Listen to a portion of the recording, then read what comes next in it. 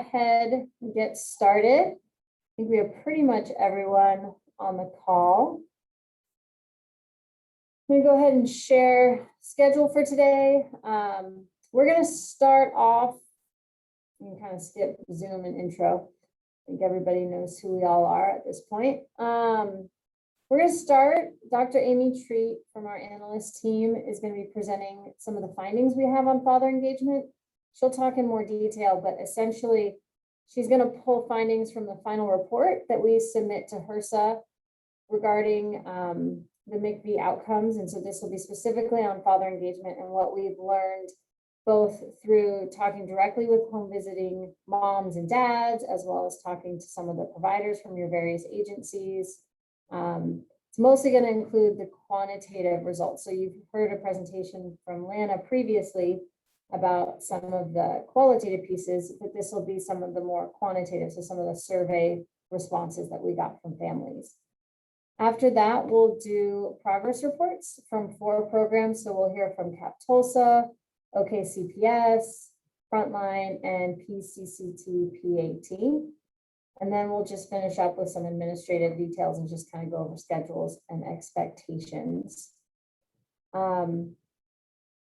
I'm going to stop sharing and have Amy pull up her presentation and get started. But before she does, just want to open the floor. Does anyone have any questions, comments before we get started?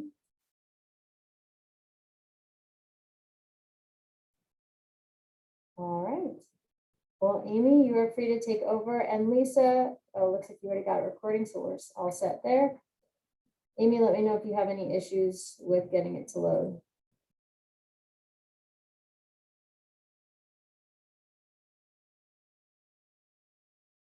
Amy, there you go. Okay, can you see the presentation? Or can you see the whole thing? So if you want to put it into presentation, okay, the main screen. Is that better? Yep, looks good. Okay, cool. Okay, so like Dr. Milojevic said, I'm going to present on the quantitative father engagement data. So this data is primarily coming from the survey data that was collected as part of the home visiting collaborative. Sorry, we have a new puppy in the background. She's starting to cry. But. Okay, so there were 2 overarching aims of the Father Engagement Initiative, which is basically to understand father involvement in home visiting services and child rearing, and then how that relates to family and child outcomes. So the research questions there were 3 primary research questions related to this quantitative data piece that I'm going to cover today. So the first one, how do mothers, fathers, and home visiting providers view father involvement in home visiting services? I will say that the provider data is not included in this. The provider data was from the qualitative interviews that Lana shared.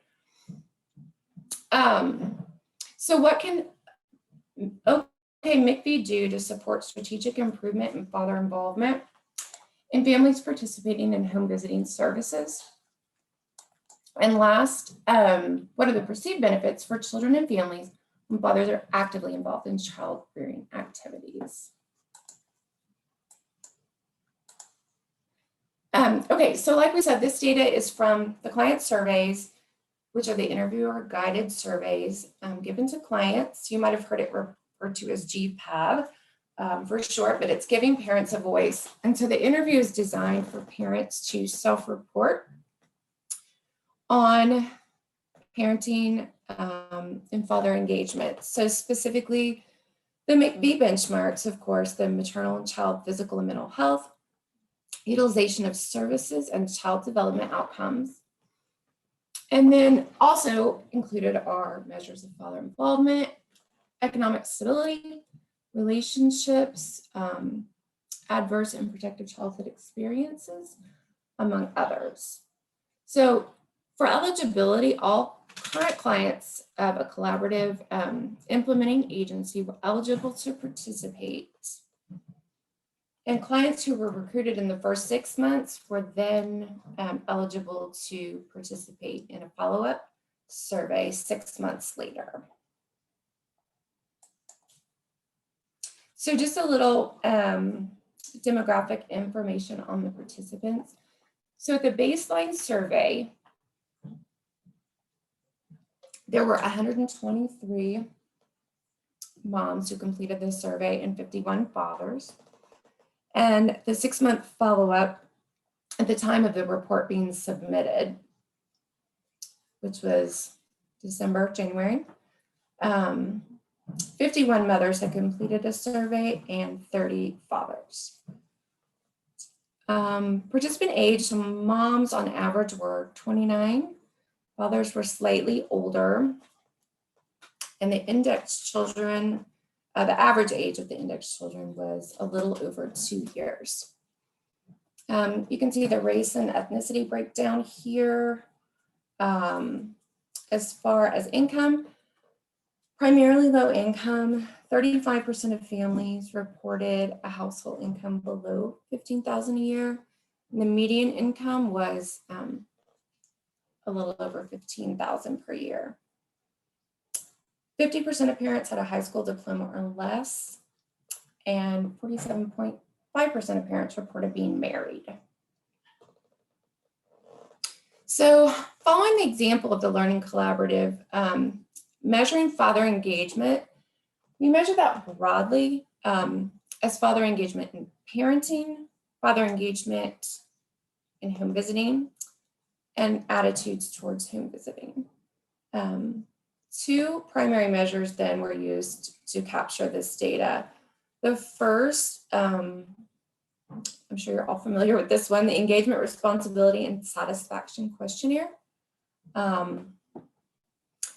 So how often is your child's father or father figure responsible for? So mothers report on how often the fathers are responsible for this, and then fathers self-reported on these items. And then this item is separate in the last 3 months. How often has your child seen you? So that's for fathers. And in the last 3 months, how often has your child seen his or her father? So that is the item for the mothers. Descriptive information. So just looking at the descriptives on individual items within each of these categories, we can compare responses for mothers and fathers here. So for father engagement in the parenting items, I know you're very familiar with this from the PDSA projects and the Learning Collaborative, but these are the different perspectives. So here in the purple, these are the individual items for the parent, for the mother's perspective on how often the father participated in parenting. And then down here in the green is the father's perspective. So with the exception of this item, so the first item is measured from, it's 1 to 5. So the answer options ranged from never to every day, or compared to these items, which are 2 through 6. But you can see that the father or the child engagement, parenting engagement items were relatively high among both the mothers and fathers who participated in this survey. And fathers were reported to be frequently involved in these areas of child rearing. The majority of mothers, so 94% of mothers and 80% of fathers reported that they saw their child every day or nearly every day in the last 3 months at the time of the first survey. So this data is all from the baseline survey. So you can kind of see that with the number of parents who participated. But overall, the parenting engagement items were high for both the mother and father perspectives. So the second measure, this is what was used to measure the father engagement in home visiting. So the interactions with the home visitors or home visits scale, sorry. So this asks, again, mother and father perspective about how often the father's present during home visiting appointments, how often they've spoken to the partner's provider, how often they discuss the information shared during a home visit, how often the home visitor communicated with you about participating in visits or appointments, how important it is that your partner is involved in the program, and how supportive you are of your partner's participation. And then this item also, should fathers participate in home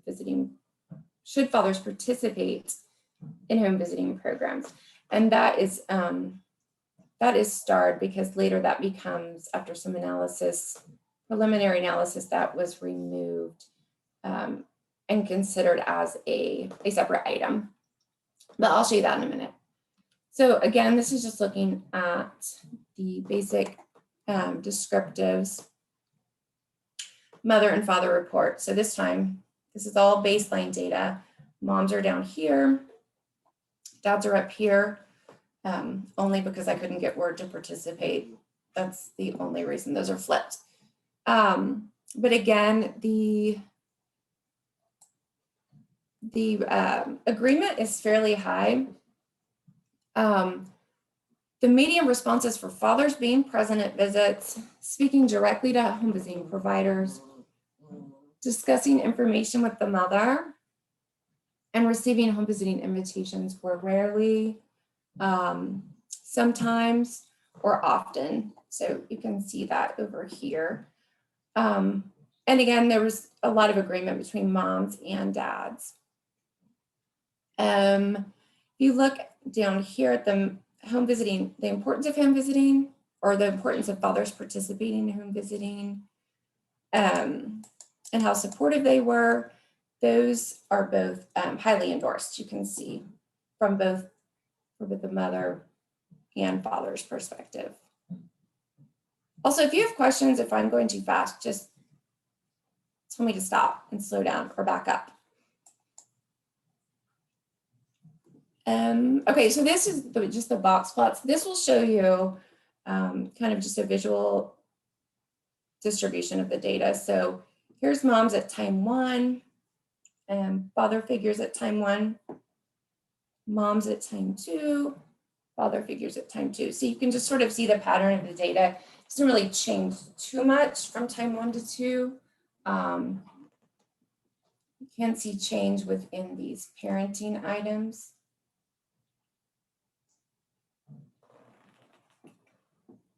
But again, the overall pattern of agreement is fairly similar.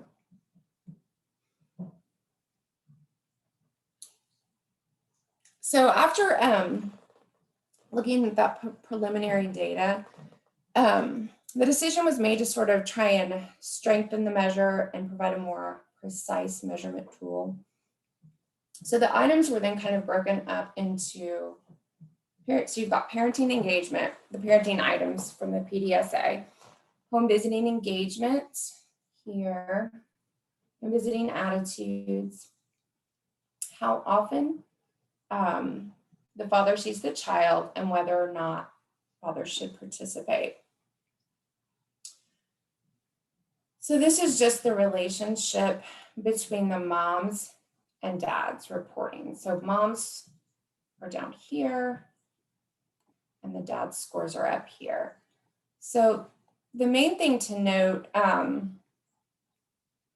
you can see that relationships differ by who's responding, right? So if it's the moms or the fathers, and the mothers, so the mother's scores were all correlated with one another over here. And then you can see there were similar correlations between engagement and attitudes for fathers, but the correlations were quite a bit smaller here.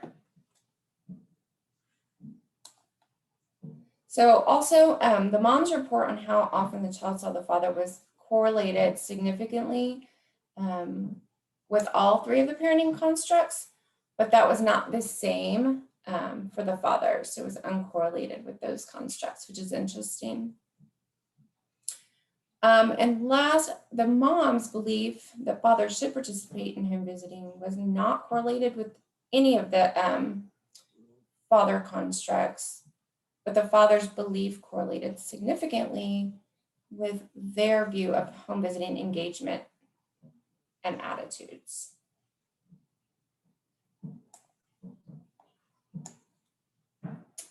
So it's important to note that that could be due to fathers who were just more engaged in home visiting and parenting, and therefore were more likely to participate in the study. So it could just reflect sort of a self-selection bias.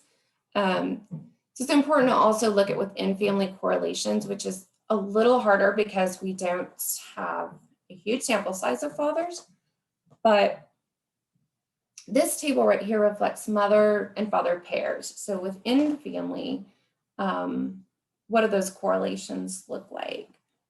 So the distribution of the data looked pretty similar, but here only two measures were strongly correlated: the time the father spends with the child and the father's attitude towards home visiting. So the not significant correlations sort of suggest that mothers and fathers don't strongly agree on the father's perception of their engagement in parenting or home visiting. It's interesting that father-reported parent engagement was positively correlated with mother-reported home visiting attitudes and the belief that dad should participate in home visiting, suggesting that it may be that the more a father feels he's engaged in parenting, the more the mother thinks he supports home visiting, and the more she thought he should participate. And the opposite relationships were not true for the fathers. So let's see, father-reported parenting engagement was also positively correlated with mom's home visiting attitudes and beliefs that dad should participate. And again, the opposite was not true.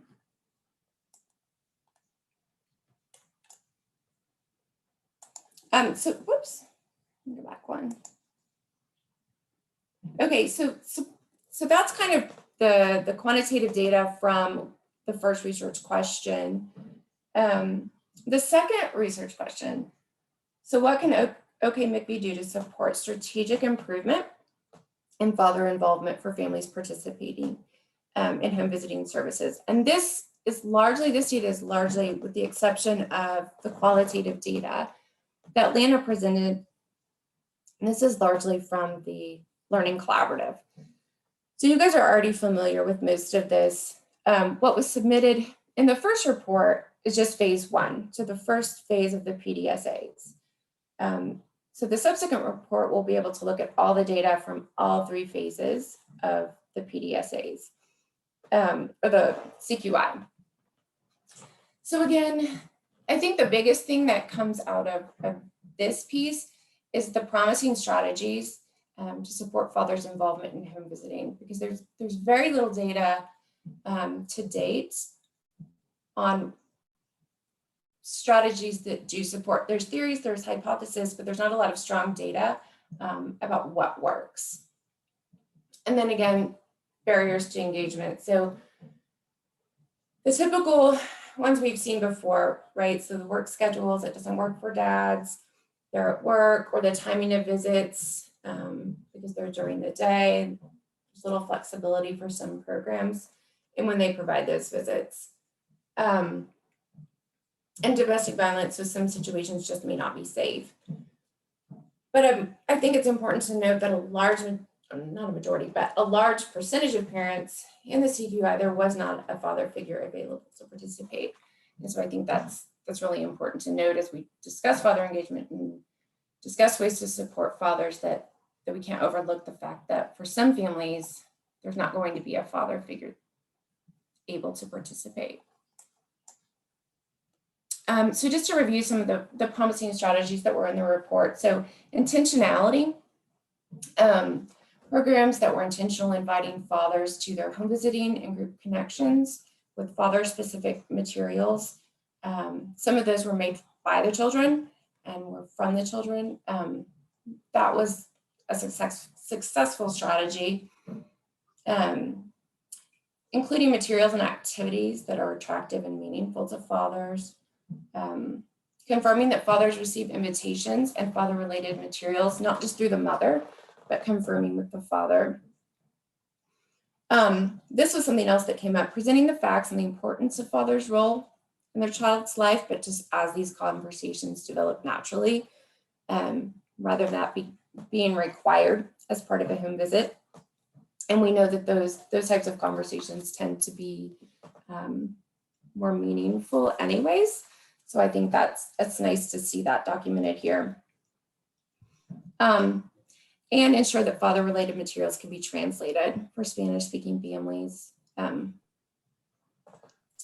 when possible, tailor the father-related materials and discussions to the family dynamics, the age of the child, to make the topics more relevant and impactful.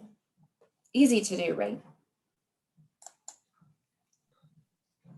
Okay, oh, and there's one other piece from the quantitative side of question 1.2 was family satisfaction with home visiting. So family satisfaction is high. And I think that is especially impressive considering that a lot of this data was collected when we were shifting to a virtual world with all of this. So going back and forth, dealing with technology issues and phone issues, and meeting families, on the porch or delivering materials in a drive-through or through mail, parents are still really satisfied with home visiting services, which I think it says a lot about the work that you do and how meaningful it is to families.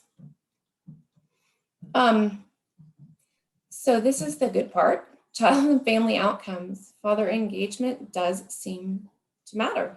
It does predict improved family outcomes.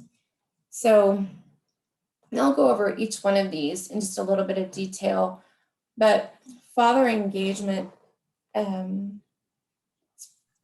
predicting emotional support in the home.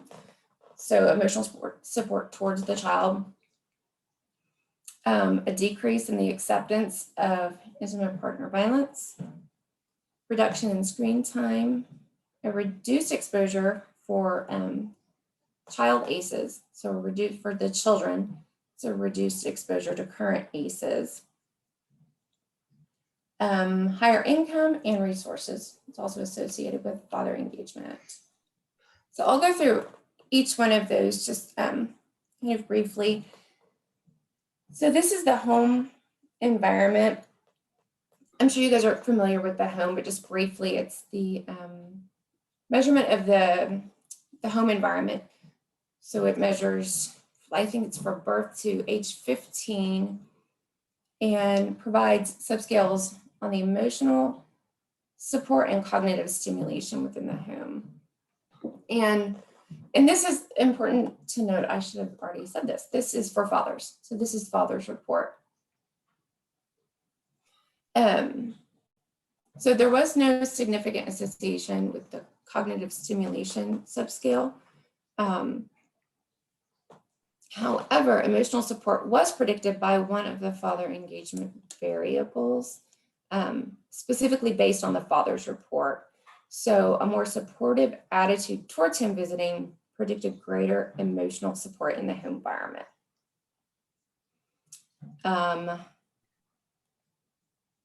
Yeah, so again, this is based on the father's report.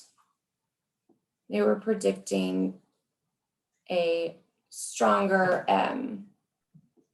or higher levels of emotional support in the home. Okay, so this is, I don't know if you're familiar with this scale. Well, you probably are, but just briefly, I'll go over it.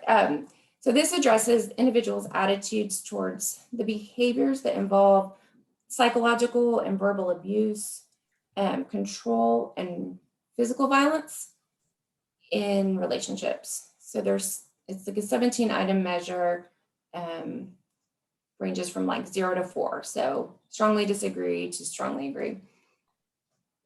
So the main score, there's subscale scores, but the main score for this measure, the full score, was used as the outcome variable. So it's interesting because when mothers reported, the two father predictor variables, so the father's engagement in home visiting and father's attitude towards home visiting, were not significantly associated. But when dads were reporting, father's home visiting attitude was significantly associated with these scores. So like this, there as a 1 point increase in father's attitude towards home visiting predicted a 2.5, about 2.5 point decrease in scores. So it's interesting that improving fathers' attitudes towards home visiting predicted a decrease in their acceptance of intimate partner violence. Mothers and fathers, okay. So this is like parenting practices. So one of the measures that we look at is parenting practices like reading, singing, meal times, bedtimes. And the one thing that stood out, we look at them as a subscale or a total scale, like positive parenting items, and then look at them individually. So for this one, the thing that stood out most here was that limiting screen time. So 47% of the parents indicated that they allowed their child to have no more than 1 hour of screen time per day, which is amazing. I fail at that daily. The factor score measuring the father's attitudes toward home visiting was significantly predictive of limiting the child's screen time to an hour a day or less. So as with an increase in 1 standard deviation in the factor score, it was associated with a 54% increase in the odds that a parent would limit the child's screen time. And again, it's this father's attitude towards home visiting that is driving a lot of these results. And just a few other things to note. So although the other focal father variables or constructs were not significant predictors, I think this is worth highlighting and was highlighted in the report. When fathers attended at least one home visit, families reported having greater family resources, and that's on the family resource scale. So you can see those significant correlations here. And one other thing that I think is really important to highlight as we talk a lot about ACEs and protective experiences and prevention of child ACEs. So we collect the parents' ACEs, parents' ACE scores for mothers and fathers. And then we have the mother's report of the child ACEs, and then mother and father's protective and compensatory. So those are the positive childhood experiences. And I didn't put the breakdown of those in here just for the sake of time, but if you want to see them, I can easily send them out. Okay. So I think just what's interesting to note here is that same father attitude towards him visiting. So like all of this was put into the model, all of the demographic variables, parent ACEs, parent PACEs, risky sexual behavior, all these things that were correlated, and then only the variables that continue to like contribute to the overall model fit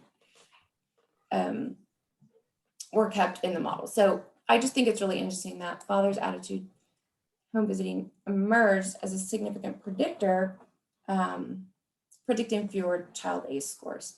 So I think that's really, really significant, really interesting when we're looking at prevention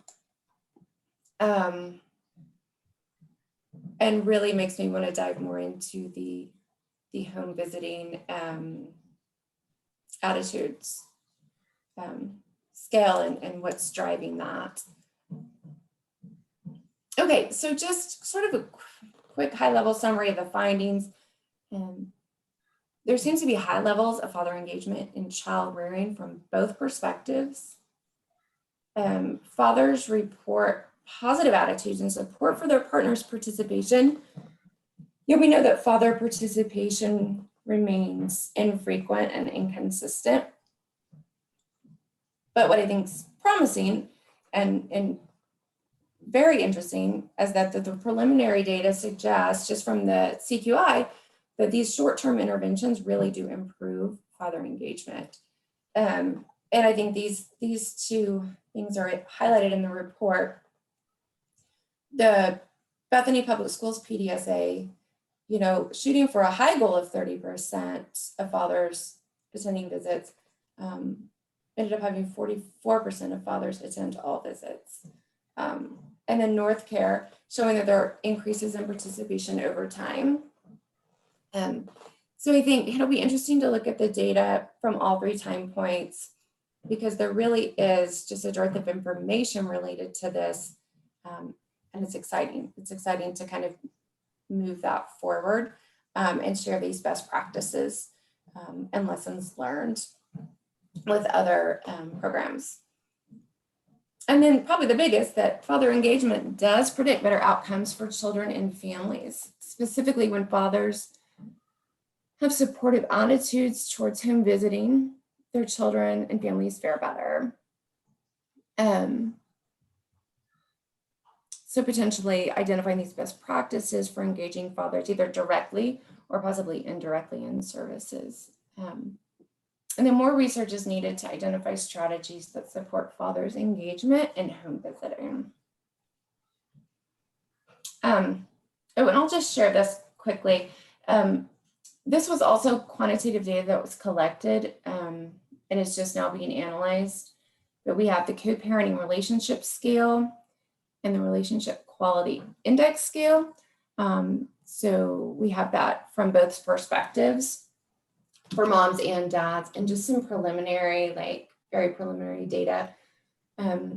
Fathers' reports on the relationship quality index is correlated with fathers' support of their partner's participation in home visiting, perception of whether they should participate, discussing info that's shared, and then smaller effect here, but still significant, importance of that being shared. Importance that your partner is involved in the home visiting program. And then looking within the family, the RQI scores were not correlated within the family. And the co-parenting satisfaction subscales, there is some correlation within the family there. So it'll be interesting to look at these items on benchmarks and child outcomes, and dig a little deeper into if that's driving anything with engagement and parenting.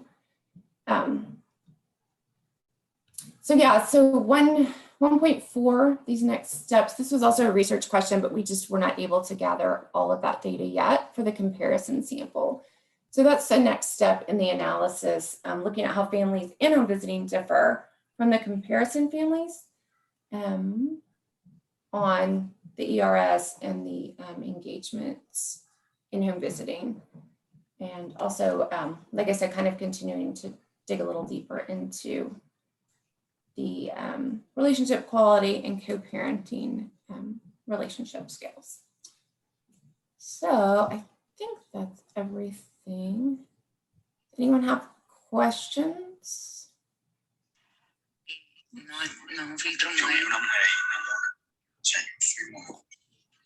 So I just realized I wasn't sharing my screen that entire time. Thanks, Amy. Do people have questions, thoughts, feedback for Amy?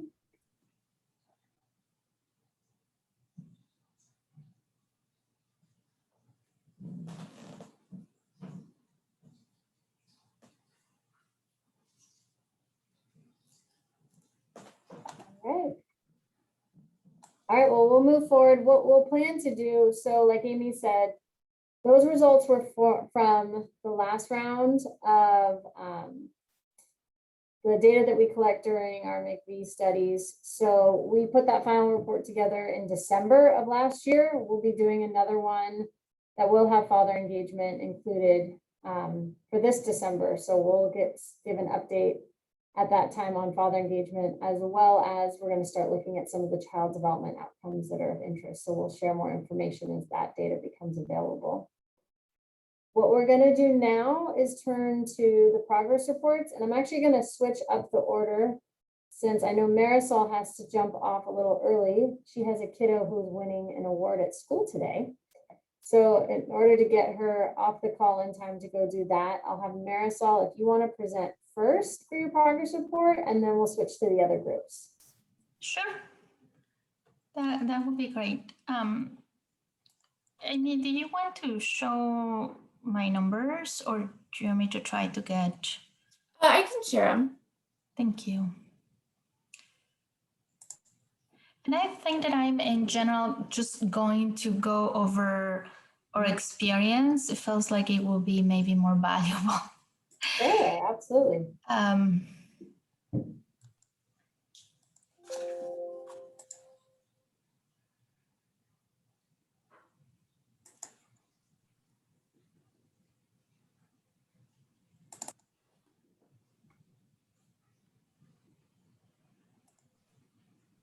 Right, so what Amy helped me to bring some of the numbers. I just going to start sharing. So the parent educators, we have two different grants. We work with MIECHV and OCAP, and they both have been collecting data. Or PDSS this time was engaging fathers in parent-child interactions. We use the PAT activities, and that was a plan that the CAP actually did. I believe that was the last one or before the last CQI. I don't remember, but we thought it was an excellent idea, and we really got excited when we started. So we got handouts ready. We said, based on experience, what will be provided to fathers, activities that would be easier for them and that they will be really engaging them, right? We also look on the incentives. So we look at giving quick trip gift cards. I do want to give thanks to Sarah Frankie. She was providing me also some of ideas of what they did with incentives. And so we look at that and try to find something that could, be also a good treat for that. Steve, or BP, really settled with a quick trip card. He was just saying that, as a man, I think he would really appreciate that because it was just so versatile. Like he could get drink, he could get gas, he could, something very specific for him. So we are giving it a try. And Amy has some of my numbers, but so I'm getting closer, sorry, because I cannot see them that well. I think I need a checkup on my eyes again. Can you see my screen? I can see it. Okay. I cannot read it. Sorry. It says these are the number of active. Yeah, these are the number of activities completed since the beginning of the PDSA. So from January, March, definitely going up. May. Okay. And then, yeah. Sorry, guys, I feel really like a grandma right now that I can't see. But you can see that the activities were increasing. So the first month, we really provide a letter, a newsletter, well, a welcome letter for fathers, and we provide activities like the first activity. And you can tell that there was not really that much difference. As the months keep passing, then we start providing a little more activities, and parents will be getting more involved with those.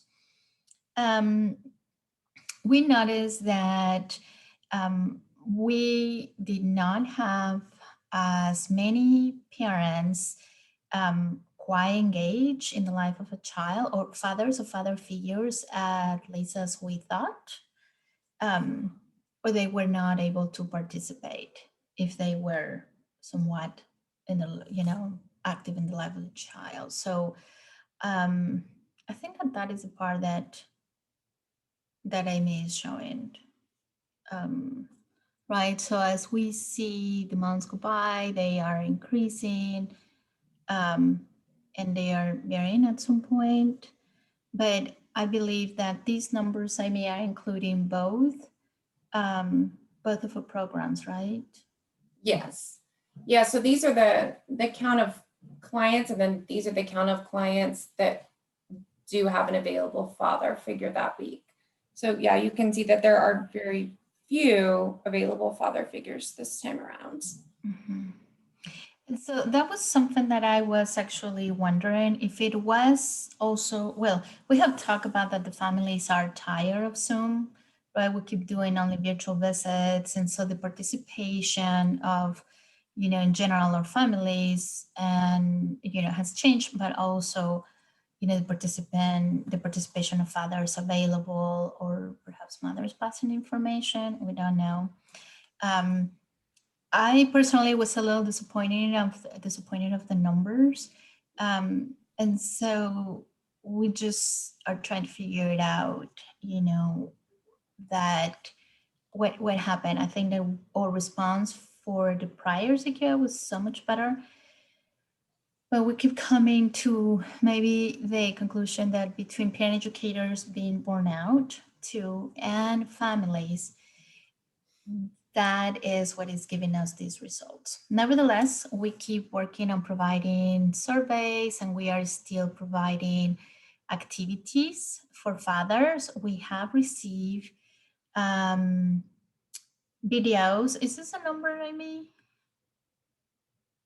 No, this is the number of activities distributed, but we have received several videos and pictures of fathers really engaging on the activities, and I have to say that those are my favorite. It's like a treat. I don't get the chance to play with babies anymore, or I don't even get a chance to do a shadow visit in person just yet. I'm hopeful that maybe July, who knows. But at least, when they send the pictures and share them with me, it's like, oh, I can see. It just warms my heart.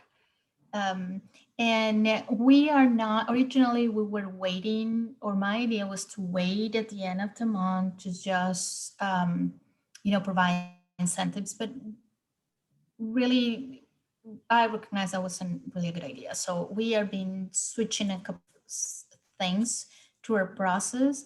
And one of them was that as soon as they provide us a video or the picture of that playing with the baby, then we really try to provide incentives. So they send us another one.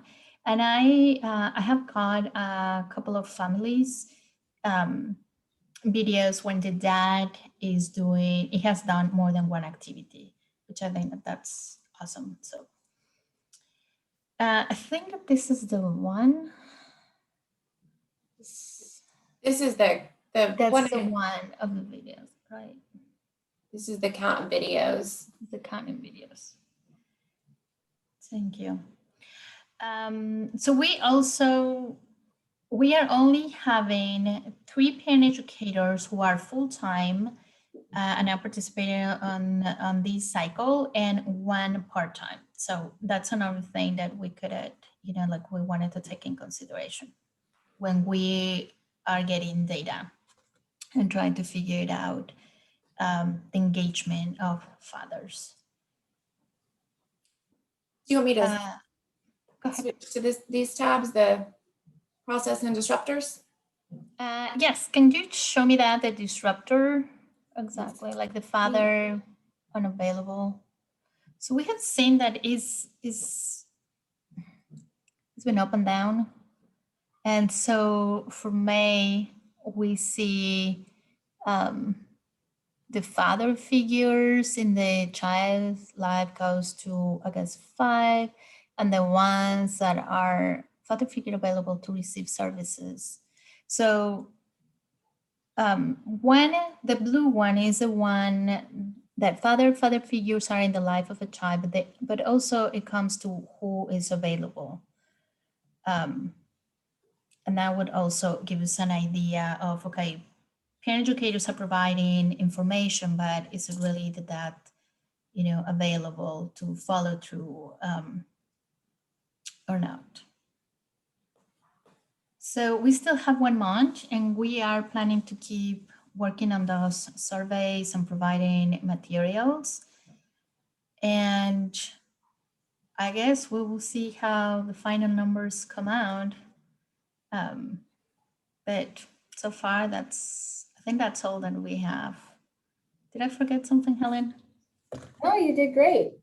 I know it's been a challenge as we talk across a lot of the programs, as we start to head back into the home or into the yard at least, or some in-person visits. There's been a lot of burnout with Zoom and fatigue among providers and families. So I also think, fathers are hard to engage, and we've done such a good job over the course of the first 2 PDSA cycles trying to get dads engaged that I'm almost wondering, have we somewhat maxed out our efforts? And so it's been a little bit harder this time to even further amp up father involvement beyond what we've already improved over the course of the last year. Any thoughts, feedback, questions for Marisol?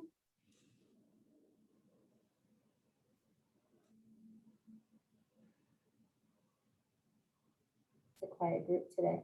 Maybe we're getting Zoom fatigue. All right, thank you, Well, Marisol. I just want to tell Marisol that we got also a lot of videos and pictures, and we share with leadership. That was amazing to have, that it's not like approved, but it's great to see like the families engage so much that they want to share with you and send you videos and pictures. We really appreciate it, and I understand your feelings. Yeah, but I think that has been the most fun part, not just for me, but for everyone, when they get the videos and they get to see. I think that in all those pictures and videos, dads have the biggest smile, and I think that is just, I don't know, that just, it's so sweet. It's so awesome. It almost make me tear up, because then, you see all the work that we do and all the information that we try to share. And just seeing dads enjoying time with the children, I think is just so valuable. And I don't know that dads recognize how valuable, right, their time with the babies is. Like, what a big impact and need, is. So anyway. Thank you so much, Marisol, and congratulations to your kiddo for getting an award at school. You can go off and be proud mama. I am. I really try not to brag, but I am a proud mama. She got 3 awards, so. Oh, that's fantastic. Well, good for her. And I think we'll move to, actually, Ariane, you're next. So Cap Tulsa, if you want to present. Sure. And Amy can walk through data as well. But if you want to kind of talk through your experiences, that'd be great. Okay, Amy, do you want to pull the data, or do you want me to send it, open it? I was opening it, and it says, do you have it up right now? Yes, I have it up.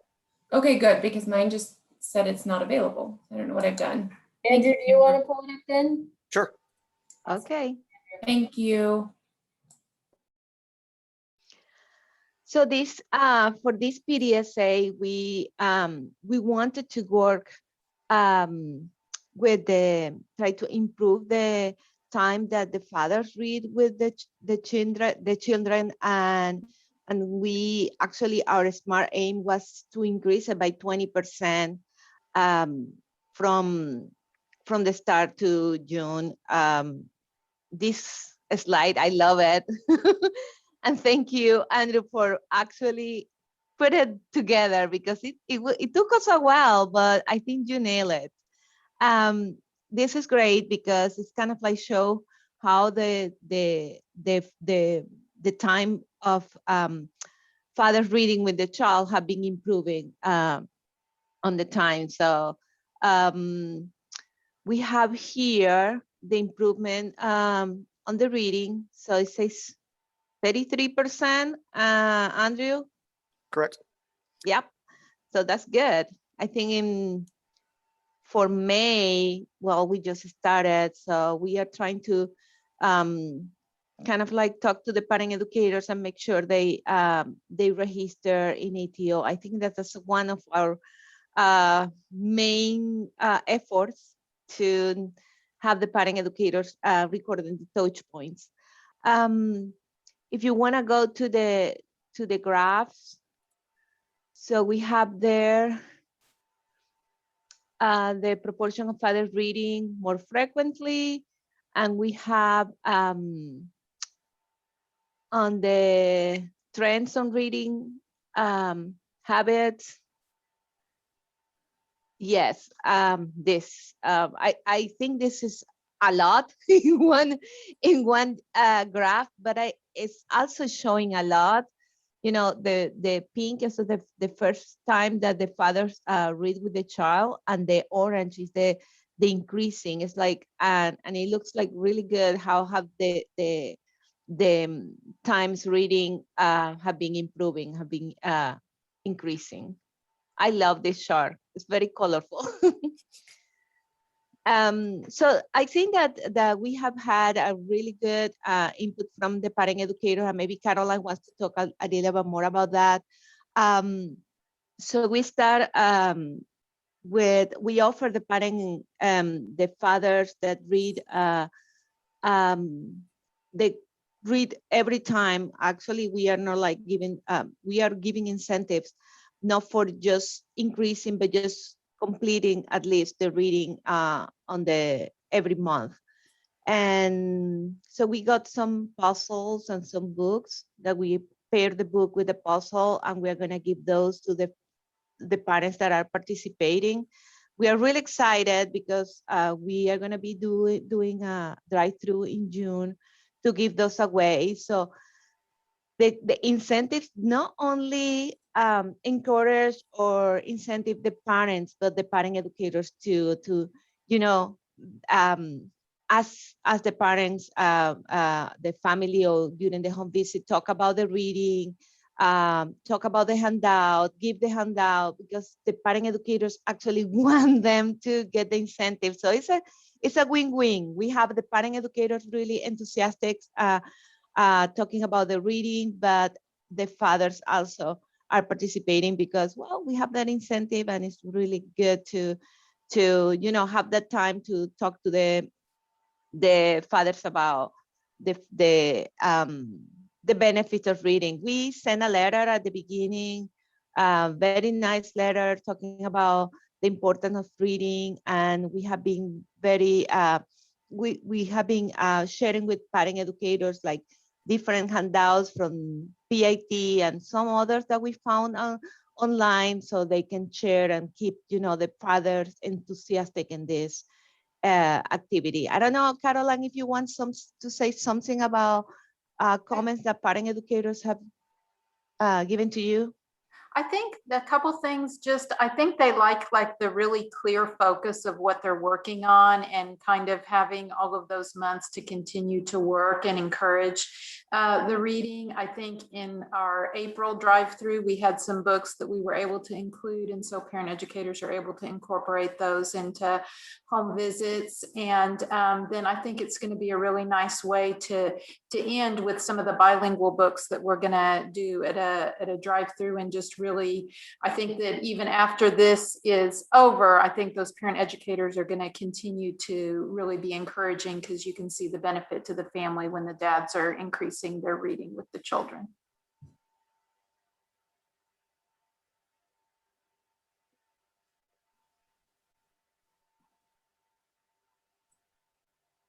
I don't know, Amy, if you have anything else from the chart that we want to highlight.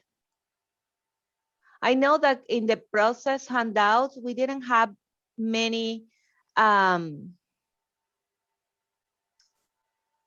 don't know why it doesn't look like the parent educators have given the handouts. We try to go with them, and it's like, make sure that if they have a handout, put it in ETO, but this graph is not showing it. And we still are still trying to figure it out, what's happening with this chart. I can go give a close look at that data and see if it's if anything has gone wrong, or if yeah, we or if went this is back what the data to, looks like in ETO and maybe just not getting entered, or what. yeah, we went on actually in a couple of staff meetings. Caroline had been trying to put that in the agenda to remind the parent educators to check the handout. So I don't know, it looks to us. All right, I'll give it a closer look Okay. between now and Thursday when you get the new dashboard. Okay, thank you, Andrew, and thank you, Amy. Sure. I don't have anything to add that you left out or anything, but I would like to second that. I think the dashboard looks great. It's really easy to interpret, especially this graph right here. I'm not sharing my screen and I'm pointing at it, but the proportion of trends, it's very easy to interpret that. And then the headline graph too. Yeah. All right, thank you. All right, thank you. Any questions for Cap Tulsa? Or thoughts, feedback?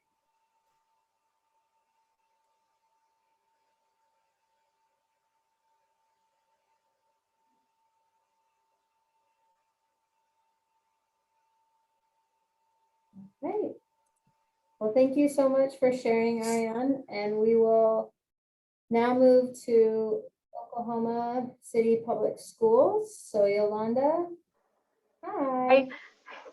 I have these things pull up. So do you want me to go ahead and present? Yeah, go right Okay. ahead. Thanks so much. Okay, so what we did this time in this cycle is pretty much the continuation of what started, I would say, 2 cycles ago or 2 CQIs ago, but we would still wanted to increase the participation of fathers in activities, and we try in different occasions and to have fathers that's in the visit, but for whatever reason we couldn't get it. So we were trying to get these through the mom. So what we were doing is delivering some handouts, some activities for fathers to do at home at any time that they were available. And the aim, it was increase the participation to at least once a week and above. It's kind of long. On the father involvement scale of 50%, and I will go and explain later in a graph. Maybe it's easier to see. Of course, by June 2021, to the families they have been introduced to the activity, and reduce the percentage of never to 0%. So what we did is, like I said, continuation of what we were doing before, but we already had the welcome letters to that. We kind of changed the title because there was like adventure with that during the pandemic, since we started doing this when the pandemic was full.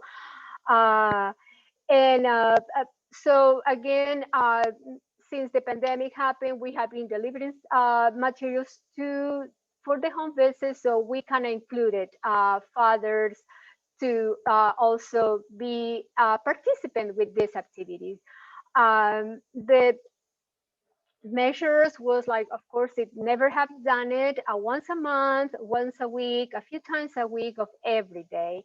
And we also want to continue to measure the reading. So we were doing that before, and we were thinking that that was a good idea to see if maybe fathers cannot participate in the activities and still can read a book to child or sharing, even if they cannot read, sharing stories with the children. The disruptive measures that we probably will find is the no father figure in the home, or parent educators don't bring the activity for the fathers, or mothers don't share the activities with fathers. Fathers refuse to do the activity for whatever reason, or did not complete the activity. And we also wanted to see if the reason the fathers were not reading is because they couldn't read. So what we did is, like I said, we prepared the welcome letter. We already had it, so we just have to make a few adjustments, provide the activity to the families, and add all those questions in ETO. So what I'm going to do is to share that the graph, and this is the last numbers that I have. It was April to the end of April. I don't know if I don't have any other updates in this one. But the first one, we can see, I don't know if you see it well from there, but the orange color is never. The green is once a month. The kind of turquoise at least once a week. The purple is a few times a week. So looking at the graph, we can see at the beginning, the orange was the bigger. That's when we just started.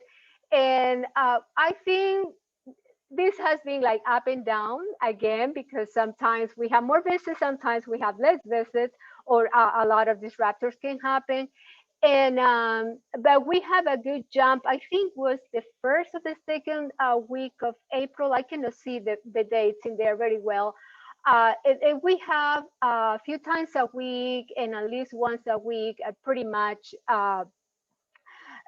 only a few nevers. But we went again, I think the last week of April, we have never, it was kind of more families. I don't know if they have anything to do, that maybe fathers, they came back to, they came back, but maybe are working more hours since the weather started getting nice. And so I don't know much what it can be in what happened in that period of time. Activities that we have been completing with fathers, and I know there has been some of the questions is, for example, some literacy games like rhyming. We have done puzzles, school readiness, like recognitions of letters, numbers, colors, shapes. And like I said, the parent educators take all these materials that we have in here. Some they laminated to do the matching games. But we also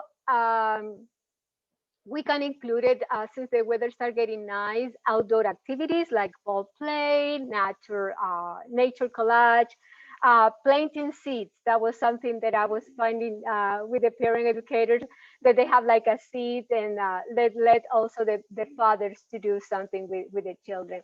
The second graph, I think I asked, I don't know if he could give me the percentage. So I think he's in the call, because I was having a hard time to interpret this one. So I don't know if he's able to say anything about that.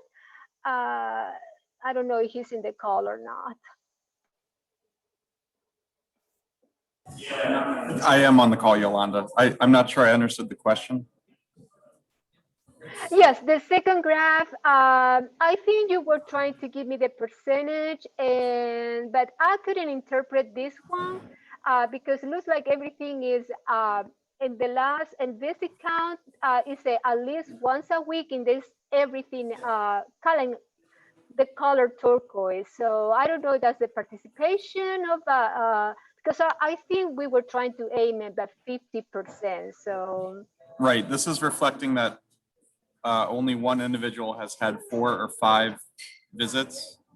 And so for this individual, okay, they reported that they are reading or doing an activity once a week. okay. Yeah, I was having a hard time kind of reading that graph, but the one that I was looking at the most was the one on top. And again, I think Ariane said a good point about that is we are collecting the information once a month, even if we deliver like 2 or 3 activities every month. But we are collecting and put it in the ETO touch point once a month. And sometimes, you know, it's like, we have done it, but it's, you know, to take the time and record that activity. So I think it has been the down at the end of April. Hopefully, if we have any updates, we can pull a better graph the next time. And we are scheduled to have a group connection on the month of June, since it's Father's Day. We choose to have it on a Saturday and see if we have hopefully we have a good turnout with fathers be attending. And like I said, father figure. We just, you know, any person to do a father figure in the home. And that's going to be taking place June the 12th. And that's it. Fantastic. Thank you so much, Yolanda. Any questions, thoughts, feedback for Yolanda?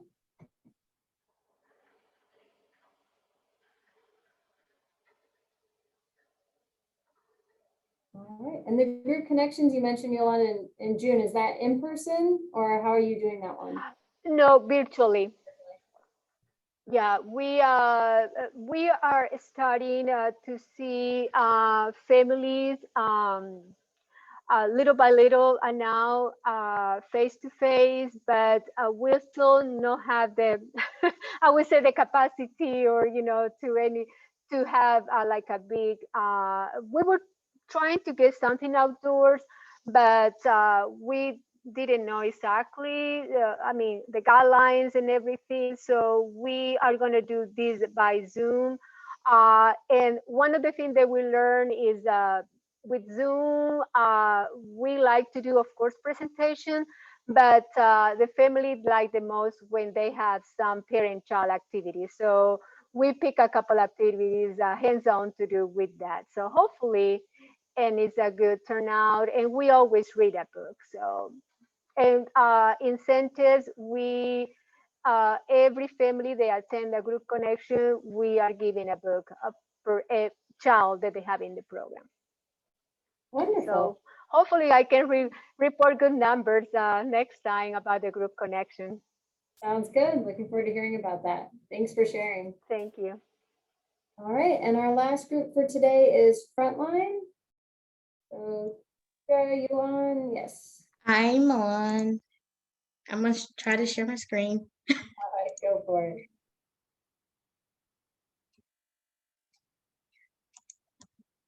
Can y'all see that? Yep, looks good. Awesome.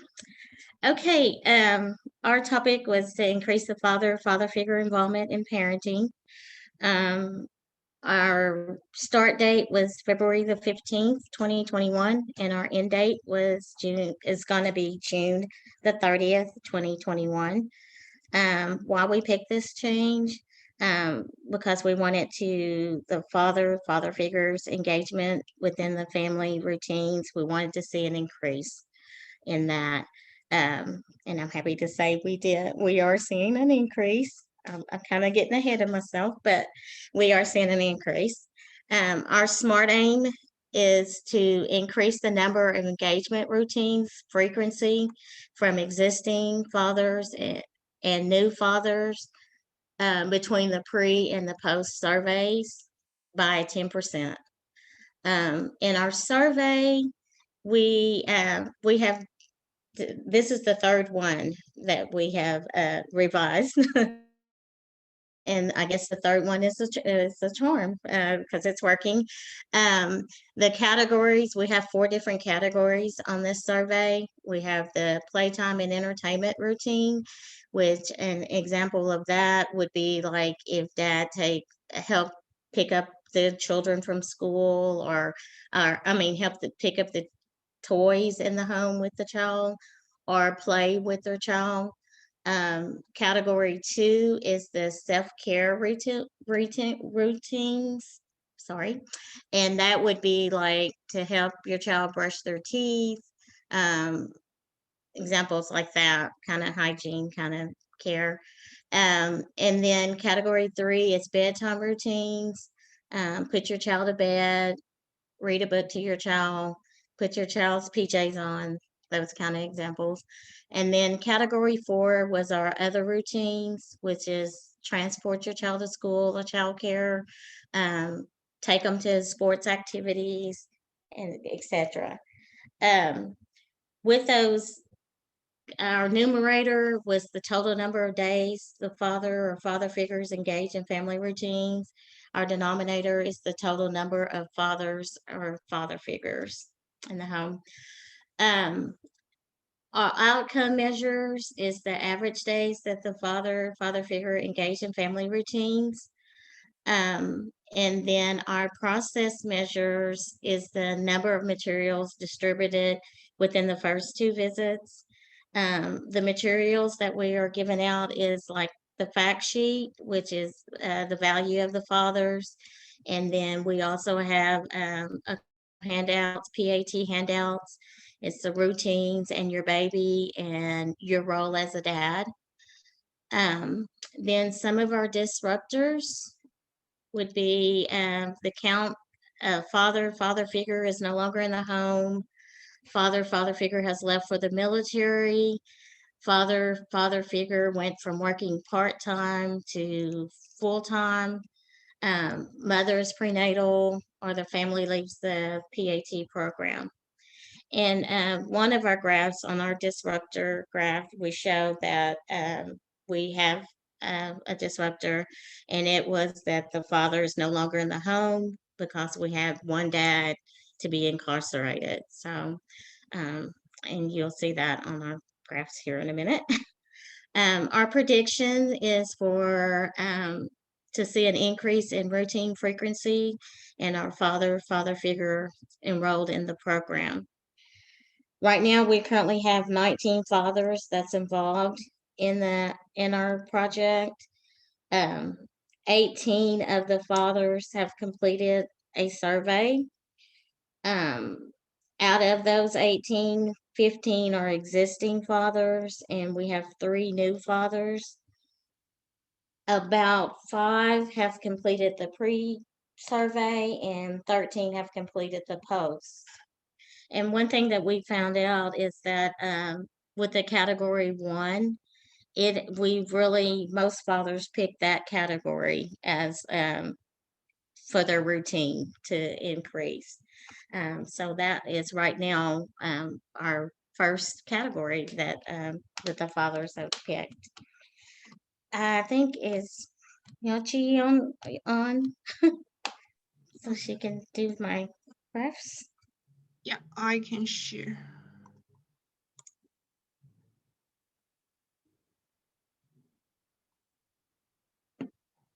Could you see my screen? Yeah, we can see it, Yachi. Okay, as Deidre said, this is because they revised the survey. So the start date is not from the February. This figures is from the end of the March and to now. And there are totally 19 families involved in this program. And here is their figure for the SMART aim. The SMART aim is a frequency of the father figures involved. They want to compare the pre and post for both the exist and the new fathers. The exist father referred to the father involved in the last circle. And we found that both for the exist and new fathers, the frequency of the routines of the father engaged increase between the pre and post for most of the category except the other routines, because I think is because that the other routines is the example of that is transport the children to school. I think that makes sense why this change is not big. And there are large changes for the categories, the bedtime routines and self-care routines. The bedtime routines include the reading a book to children, and self-care like help children to brush their teeth and help them to dress it. They have a biggest increase. And they showed a similar trend for the weekly outcome, which is measure the father figure, the average days father figure engaged in the family routines per week. We found that they show most of them showed the increased trend for the three of the categories. But for the other routines, is the same as Smart Aim. They didn't show a much increase, but for the others, they show a very big changes. And this table showed how much father figures in each week involved in this program, and also showed the proportion of father engaged in the daily routines. It means there are at least some, the father engage at least some of the routines.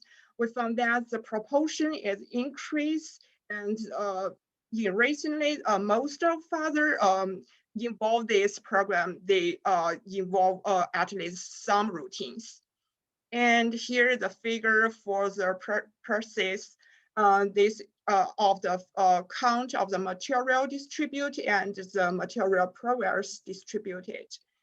Here is a disruptor, because there are not much father not engaged in the routines, so we don't have a much data here. We only have a 3 counts. The fathers showed that they didn't engage in any of the routines. The reason of that is the father figure is not no longer at home. That's the figure. Thank you, Yachi.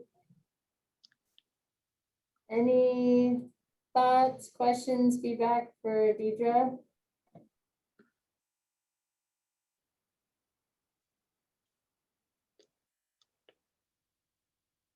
All right. Well, thank you very much for sharing. And that looks fantastic, seeing that steady increase across all those different routines for father engagement. So that's fantastic, Deidre. Excited to see that. Yachi, if you stop sharing your screen, I'm just going to pull up the agenda one more time. I know we only have a few minutes left. Yeah, I can't find where I can stop that. Let's see. There, I got it for you. All right, let's see.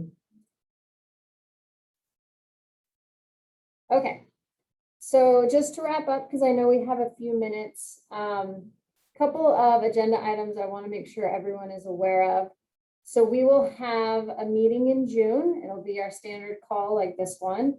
And we have some groups who are slated to present a progress report and some to get rounding calls. We will try to hear from actually 5 programs next time. That might be a little ambitious. We'll see with timing how we do with that. But LCDA, PAT Parent Promise, Creoaks, North Care, and PAT Bethany Public Schools are all scheduled to present a progress report next time. And then we have North Care, PAT Bethany Public Schools, CAP Tulsa, OKCPS, and PCCT Safe Care to receive rounding calls. We'll also have a presentation from a faculty member here in our department about some materials that they have been using to promote positive child development as we start to move towards that July learning session. we're going to be moving away from father engagement and focusing on parental monitoring and promotion of child development. So trying to understand how parents understand their child's development, what milestones their child should be hitting, and how parents can promote positive development in their child. So we'll have a presentation on some information from one of our faculty members who works with the CDC on promoting positive parenting and monitoring children's development. So we'll have a poll coming out for both the June monthly call as well as the July learning session. We've got a couple of dates slated for that. So Lisa will be emailing you to see what your availability is for those dates. Another piece I wanted to bring up, I know that a lot of the agencies, you're starting to talk about returning into the homes and changing your visit structure as we move a little bit away from the virtual platform into more of a traditional home visiting program. And so I reached out to John Delara at OSDH just to see if he had any general guidelines, suggestions, feedback. He mentioned currently at the federal level, there is no expectation to return to in-home visits or in-person visits, but there's some guidance that's starting to come out if programs want to return to that. And he actually shared with me some guidance that Nurse Family Partnership they've been using. So I'll have Lisa send that guidance out when she sends out the recording from today's session, as well as some of the slides. So for what it's worth, if it's helpful, you can look at that guidance as well and some of the advice they're giving to home visitors from NFP who are starting to return into the homes. Are there any questions? Any points of discussion before we finish up for today? Hey, Helen, this is Susie with the central office. We actually put together quite a comprehensive document that we shared with our sites about returning to in-home visits, and they all, based on that guidance, added to their protocols of what would need to be in place in order for them to resume in-home visits. And I shared that document with Connie, so I'm not sure if what Connie gave you from C1 is what, based on what we created or not. Hey, But we do have that in place. Okay, the document I have is pretty short and just a few Helen, highlights. this is Helen, I'm sorry to interrupt. This is Susan Wegerzinski. Susan would know the answer. I'm here. The nurse consultant with Children First. So what I gave to John, Susie, was our guidance from the NSO, from Nurse Family Partnership. But so we're creating, just like you, we're creating guidance for our home visitors as well, and our leads. And I'm working on it as we speak while I was listening to the meeting. What I'm doing is combining CDC guidance with around just signs and symptoms, as well as the NFP guidance. And then John had also sent me, and maybe some of you all also were on a MIECHV call, that somebody out of Start Early Washington created, which is a decision tree. And I don't know if all of you are familiar with this or not. And it sounds like PAT, you guys have already got it going, but I'm also using this decision tree to for the leads to also make decisions around virtual visits versus face-to-face visits. And it just kind of gives them some yes and no questions. Yeah, we also have a decision tree that was shared from another state. I don't know if it's the same tree, but it might be. That is fantastic. Thank you. Yes. So we'll share the NFP guidance for the agencies for what it's worth, and if it's helpful, and if people have questions or want to see other examples, feel free to reach out and we can work with the various programs and agencies to try and get more information. I know everybody's kind of doing it a little bit differently. Helen, do you want me to send you what we put together as well? That would be fantastic. Yeah, anything you're willing to share, that'd be great. And I can have Lisa send it to the group. This is Susan again. I would love to see that, Susie. And then when we have all of ours ready and Connie has had a chance to review it, Helen, we can get ours out too as well, the Children First one. Fantastic. Thanks, Susan. To everyone. Okay, I will send it to Susan and Helen then. And the PAT people on the call have it already, but I'm sure it wouldn't hurt to get it again. All right, sounds good. Thank you so much. And I saw a question in the chat from Andrew. He was asking about the learning session. We have planned for the July learning session to still be virtual. Our plan right now is to keep it that way. We anticipate that the next learning session, which will probably be in the winter around December, would be back to in-person, provided things haven't changed. I try not to be too definitive these days with COVID, but that is tentatively the plan. So we will stay virtual for the July learning session and then try to revisit and be in person for the next one after that. All right, well, I think that wraps it up for today. So be on the lookout for those polls coming out for the June call, the July learning session, and we'll be sending out more materials. We can send out the video from today, slides from today, and feedback and guidance related to returning in the homes. All right, thank you very much, everyone. Have a great rest of your day. Bye-bye. Thank you.